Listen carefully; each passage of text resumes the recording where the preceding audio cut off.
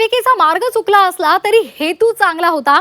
पोषण आहाराच्या कंत्राटदारांवर कारवाई करा अशी मागणी खासदार अमोल कोल्हे यांनी केलेली आहे.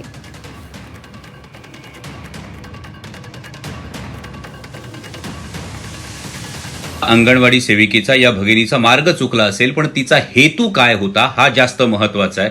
या संपूर्ण शालेय पोषण आहाराची खरेदी राज्य स्तरावर केली जाते आणि त्यामुळं या भगिनीवर कारवाई करण्याआधी हे जे कोणी ठेकेदार आहेत, हे जे कोणी पुरवठादार कंत्राटदार आहेत, ते पुरवठादार कंत्राटदार आणि या शालेय पोषण आहाराच्या साहित्याच्या गुणवत्तेची तपासणी करणारे अधिकारी यांच्यावर आधी कारवाई करण्यात यावी अशी मी माननीय मुख्यमंत्री महोदयांना विनंती करतो. आणि मग त्यानंतर हे जे काही शिस्तभंग आणि इतर जे कागदी घोडे आहेत हे त्यानंतर नाचवावेत अशी माझी कळकळीची विनंती आहे.